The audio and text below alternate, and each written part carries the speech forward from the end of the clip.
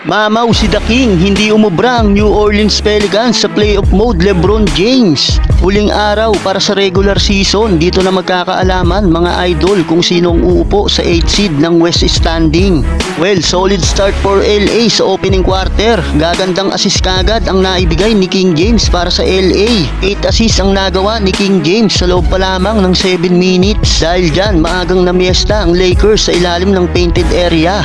Maaga ring pumalo sa double digits ang lamang nila sa Pelicans. Halfway mark, ang home team naman ang sumagot. Back-to-back shooting beyond the arc. Agad din naman na bumawi ang LA. LeBron to Anthony Davis connection na alley-oop dunk.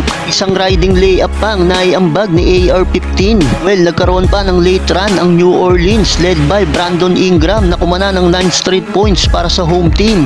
Yun nga lang, hawak pa rin ng LA ang lead kahit pumahabol pa ng isang buzzer 3 si Ingram para sa Pelicans. 28-24, end of first quarter. Lakers up by 4 points. Second quarter, sinimulan ni LeBron ng opensa sa isang riding reverse layup. Isang tres naman para kay D'Lo. Hawak pa rin ng LA ang momentum kung saan kontrolado pa rin nila ang pace ng laban. Muling bumalik sa double figure ang hinahabol ng Pelicans dahil sa mainit na panimula ng LA sa opensa. Hindi naman maramdaman ng New Orleans Pelicans si Zion Williamson habang tuloy sa pag-araro si LBJ at pinag-aatake lang ang depensa ng New Orleans. Mamaw si Lolo Bron at walang makapigil. Magana sa 20 ang hinahabol ng home team. On the run ang LA at puro atake ang ginawa sa painted area. Tahimik ang opensa ng Pelicans, walang sagot sa LA. Back-to-back assist for LeBron James sa easy dunk ni Rui Hachimura. Double-double na for LeBron, 13 points with 13 assists. Hawak pa rin ng Lakers ang 17 points lead. 70-53, end of first half. Entering the third frame, gusto nang ibaon ng Lakers ang New Orleans Pelicans. Back-to-back 3-pointer for D'Lo to start the quarter. Sumasagot naman ng home team sa opensa, yun nga lang mag-iisang buwan nang hinahabol nila sa Lakers. Another assist for LeBron to Anthony Davis. Naiwan pang bukas sa ilalim si LBJ. Easy dunk na yan for The King. Well, naibaba pa naman sa 20 ng New Orleans ang kalamangan ng LA. Pinangunahan ni CJ McCollum at Ingram ang opensa.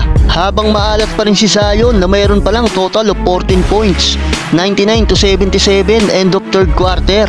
Well, fourth and final quarter, tuloy pa rin sa momentum ang Lakers. Buwat mode na sila AD at LeBron. Almost double-double na for Anthony Davis habang triple-double na rin si The King. Pumapalag pa rin naman ang home team sa opensa. Yun nga lang, nasa 20 pa rin ang inahabol nila sa Lakers. LeBron James, pinagpaglang ang depensa ng bumabantay. Masamang balita naman para kay Anthony Davis, bigla na lang sumakit ang tuhod sa hindi malamang dahilan. In pain si AD na halos mapaupo na sa side court. Agad ding inilabas si Anthony Davis at hindi na nakabalik pa sa laban. Well, tuloy pa rin naman sa pagbaon ang Lakers sa New Orleans. Kahit nawala si Anthony Davis, walang problema sa LA dahil hawak pa rin nila ang malaking kalamangan. Buwat mode na rin si LBJ sa opensa ng LA. Tuluyan ng tinake over ng LA ang laban.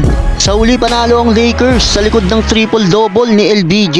Double-double for Anthony Davis. Secured na ang 8th seed sa West standing para sa LA.